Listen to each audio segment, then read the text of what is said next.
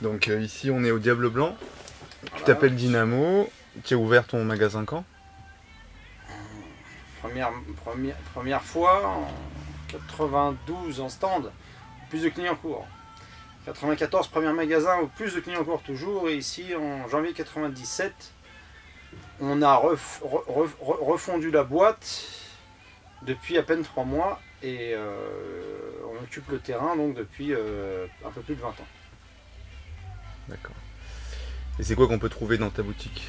Comics, du comics, encore du comics. Après, Ouais. quel type de comics? Ouais. Un peu de tout. On a fait une présélection.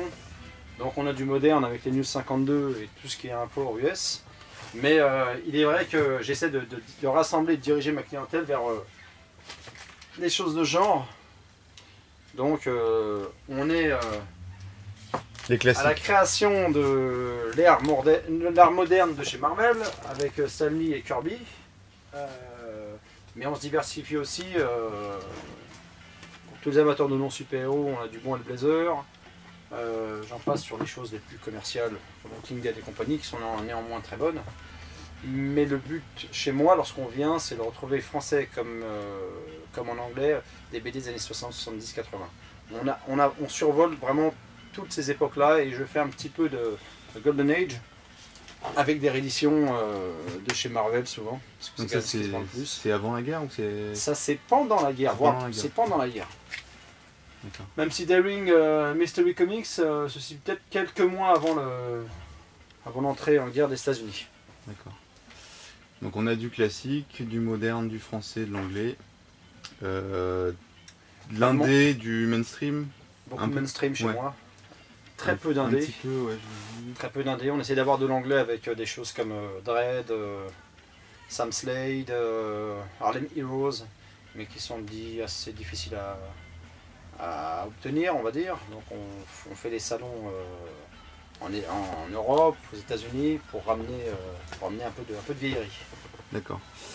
Et donc t'as pas mal aussi de figurines, je vois. Alors je suis pas un vendeur de jouets, je suis vraiment un vendeur de comics, donc je fais un peu de statues, un peu de bustes, un peu de figurines, mais pas comme les boutiques du centre où là on trouve beaucoup plus de choses parce que c'est beaucoup plus grand. Mais là je me considère comme un vendeur de papier comics. D'accord. Et tu fais pas des trucs genre On va boire de la bière. Hein. affiches, genre je vois que ça tu les vends ces trucs-là? Non, ça c'est fait pour que les gens qui viennent consulter les bacs évitent d'abîmer le comics en D'accord, facial. le premier. Mais alors des affiches, des t-shirts, on en a fait à une époque. Je fais encore un petit peu de t-shirts sur commande, mais des affiches, il n'y a plus grand chose, donc je fais vraiment plus d'affiches, hormis sur commande. D'accord. Et j'ai connu l'époque de la trading cards, du poster, on vendait beaucoup de posters. Vraiment, j'ai vu une certaine évolution dans ce marché, avec notamment l'hégémonie du jouet à l'aube de l'an 2000, en 99, où là, c'était McFarlane Toys, principalement, où on en vendait des wagons, c'était impressionnant. J'ai aussi connu la période des variantes cover, où les gens venaient acheter la couverture et je pense qu'ils n'ouvraient pas certains de leurs comics avec des prix démesurés, 3000 francs. Ça c'est de la part du petit jeune. On parle en francs avec quel petit jeune? Ah, ils sont plus très jeunes. Hein. Alors un amateur par exemple, mais plutôt ancienne école. Merci monseigneur. Merci. Ça change un peu. Ouais. Merci. Fais gaffe, t'es en plein champ. Ah, non. Roger, amateur de Kirby lui aussi. Vive le King. Et de Bolin. Et de Bolin. Et donc voilà, après moi je me suis recentré sur l'activité papier. On dit à travers qu'on a des comic shops et j'essaye de rester dans l'appellation. Et donc ta clientèle, c'est des habitués ou c'est des gars qui viennent de... Principalement des habitués, mais avant de devenir des habitués, c'est des gens de passage, faut pas l'oublier. Ouais. Donc la clientèle se régénère, se renouvelle, on en perd tous les ans, on en gagne tous les ans. J'ai une clientèle assez âgée par contre, c'est ce qui est notable chez moi. Si je dois donner une moyenne d'âge, vraiment les hardcore chez moi ils ont 32, 33 ans. J'ai aussi des mômes de 14-15 ans qui on a un principe d'abonnement, donc qui commandent leurs nouveautés et qui ils vont très peu fouiller dans les bacs, ça c'est faute de moyens. Hein. Ces étudiants, c'est pas encore des bosseurs, donc les finances ne sont pas toujours au rendez-vous. Mais les abonnés d'aujourd'hui, c'est les clients de passage d'hier. Et en fait, si on veut les news VO de la semaine, il faut les commander avant ou on peut passer le mercredi? Alors, ce qui coûte cher aux boutiques, c'est les chutes. Mais le client ne s'en rend pas compte. Le client il arrive, il vient 2 fois dans l'année, il ne trouve pas normal qu'on n'ait pas, je sais, je suis incapable, un indep. Ah bon, vous n'en faites pas? Non, on n'en fait pas. Pourquoi? Il y a 2 raisons à ça. La première, elle est d'ordre financier. Si j'importe, je ne vais pas dire de bêtises, sur le previews, dans son intégralité, j'ai jamais compté, mais je pense qu'on a quelques milliers de comics tous les mois. Différents. On n'est pas aux États-Unis. On est en France. Moi ici je vends beaucoup plus de Marvel et DC que d'indépendants connus comme Image ou Dark Horse Comics ou IDW qui vraiment gagne du terrain aujourd'hui. Ça c'est la première raison. La deuxième raison c'est la chute coûte, mais on la place où? Les murs ne sont pas extensibles. Donc avec 52 sorties par an, à un moment donné on a un gros déficit de place. Qui dit déficit de place dit d'abord immobilisation. Et ensuite, j'ai 2 caisses, 3 caisses, 5 caisses, 20 caisses, 30 caisses. Au bout de 15 ans, j'ai 200 caisses mis de côté qui m'ont coûté un fou et je peux même plus les proposer à la vente. Donc pour les trucs un peu spéciaux, il faut commander. Chez moi, c'est de la précommande. Ouais.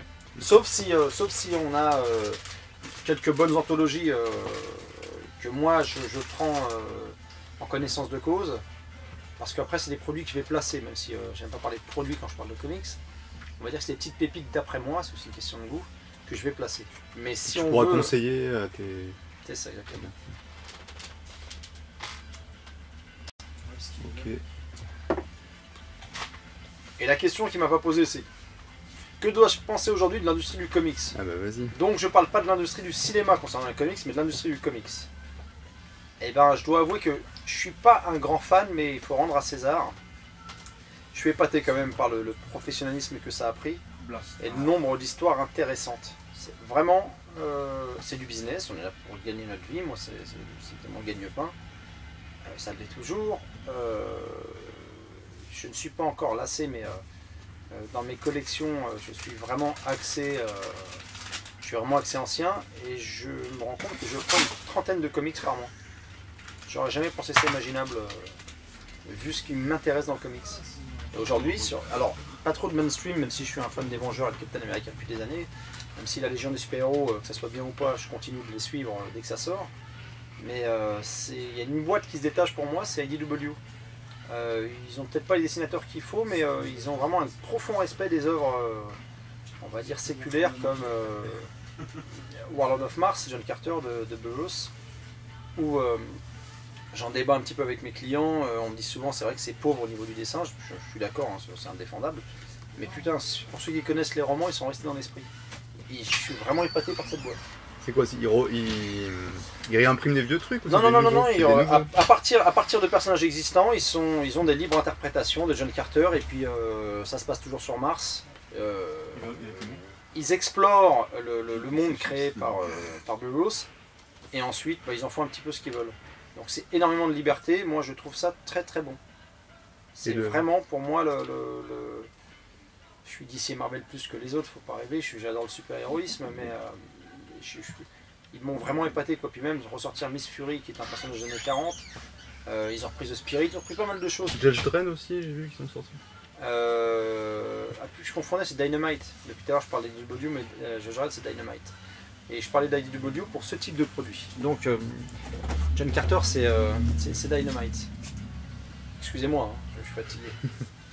Voilà, extraordinaire. Alors le principe de ce produit, c'est qu'on demande, à IDW en l'occurrence, demande à tous les collectionneurs, détenteurs de planches originales dans le monde entier, de leur confier les planches. Ils font des scans de qualité extraordinaire. Et on a un Amazing Spider-Man numéro 114, 115, 116, 109, 112 dans son intégralité. Et honnêtement, rien que pour ça, je leur tire mon chapeau. Déjà, le travail de collecte pour que le collectionneur accepte de confier ses planches, dont certaines, quelquefois, dépassent les 100 000 $, c'est un tour de force incroyable. Merci à IDW pour ce type de produit. Pour la modique somme de... Je ne parle pas d'argent, voyons, l'arme, c'est intangible. L'argent, c'est pour les... L'argent, c'est pour les peons. En moyenne, un artiste d'édition est pris aussi entre 140 et 240 euros en fonction de l'épaisseur et en fonction, bien sûr, du tarif d'achat. Et t'as des trucs de collection là, des vieilles. Il en faut pour tous les budgets. Ouais, donc il y a tout en fait. J'ai du comics à 1 euro, 1,50 €.